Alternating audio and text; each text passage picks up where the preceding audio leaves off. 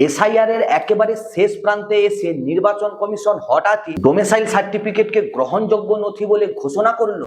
আজকের ভিডিওতে নির্বাচন কমিশনের এই নোংরা রাজনীতির পর্দাফাঁস করব। তাই ভিডিওটি একেবারে শেষ পর্যন্ত দেখার অনুরোধ রইল। গত বুধবার মমতা ব্যানার্জি সুপ্রিম কোর্টে নির্বাচন কমিশনের এসআইআর এর নামে আগামী নির্বাচনে বিজেপিকে সুযোগ করে দেওয়ার নামে শুধুমাত্র বাংলাকেই টার্গেট করা এবং বাংলার মানুষকে এসআইআর এর নামে যেভাবে হয়রানি করছে সেই নোংরা রূপটা তুলে ধরলেন।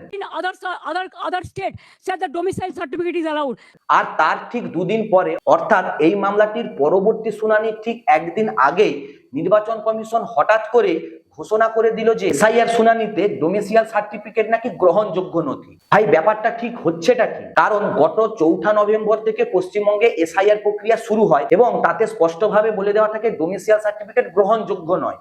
এখন এসআইআর এর একেবারে শেষ মুহূর্তে অর্থাৎ 8 ফেব্রুয়ারি নির্বাচন কমিশনের ডোমিসাইল সার্টিফিকেটকে মান্যতা দেওয়ার সিদ্ধান্তটা সত্যি আজকে অনেক প্রশ্ন কিন্তু তুলে ধরছে। এই প্রশ্নগুলি হলো, নাম্বার 1, সেই ডোমিসাইল সার্টিফিকেটকে যখন মান্যতা দেবে তাহলে প্রথম থেকেই বাংলার মানুষকে এত হয়রানি কেন করানো হলো? এসআইআর এর প্রথম থেকেই কেনই বা এই ডোমিসাইল সার্টিফিকেটকে গ্রহণযোগ্য নথি হিসেবে মানলো না?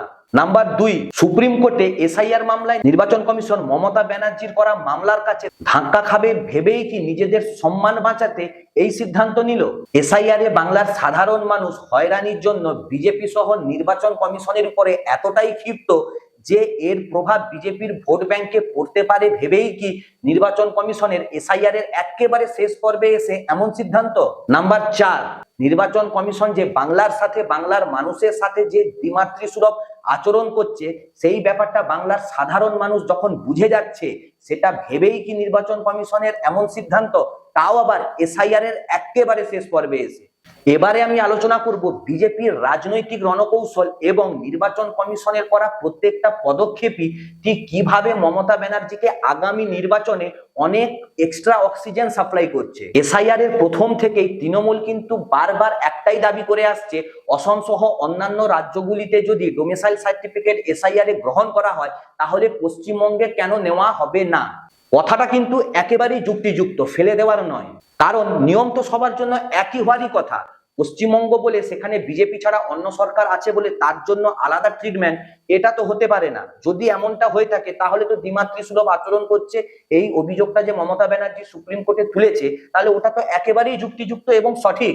এসআইআর এর একেবারে শেষ পর্যায়ের দিকে যখন লজিক্যাল ডিসক্রিপেন্সির অজুহাতে লক্ষ লক্ষ বঙ্গবাসীর নাম বাদ যায়, ঠিক তখনই বাংলার মুখ্যমন্ত্রী মমতা ব্যানার্জি সুপ্রিম কোর্টের প্রধান বিচারপতির কাছে শুধুমাত্র বাংলাকে টার্গেট করা এবং বাংলার সাথে দ্বিমাতৃসুলভ আচরণ করার অভিযোগ নির্বাচন কমিশনের বিরুদ্ধে এনে নিজের একটা চাঁচা ছোলা অভিযোগ তুলে ধরেন।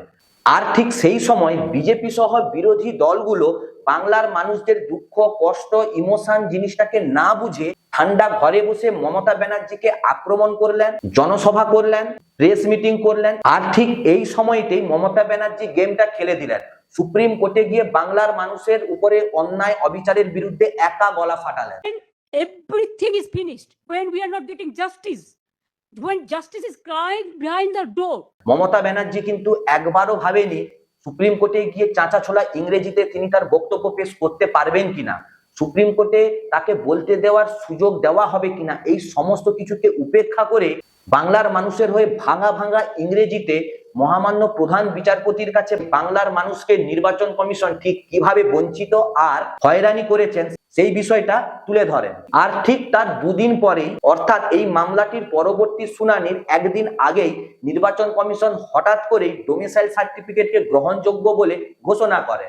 ঠিক এই জায়গাটাতেই মমতা ব্যানার্জি আবারও প্রমাণ করলেন বাংলার আসল জননেত্রী মমতা ব্যানার্জি নিজেই।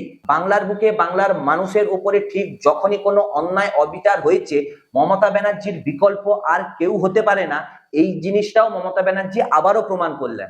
এবং সেই সঙ্গে আবারও প্রমাণ করলেন মা মাটি মানুষের সরকারের বিকল্প এখনো পশ্চিমবঙ্গে কেউই আসেনি।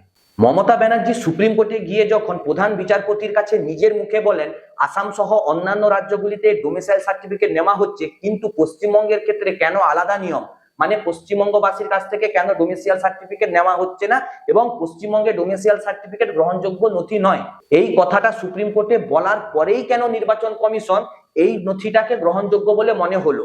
এসআইআর এর একেবারে আগে কেন মনে হয়নি। তার মানে এটাও প্রমাণিত নির্বাচন কমিশন বুঝে গিয়েছে পরবর্তী শুনানিতে মমতা ব্যানার্জির করা মামলাতে একটা বড় ধাক্কা খেতে চলেছে।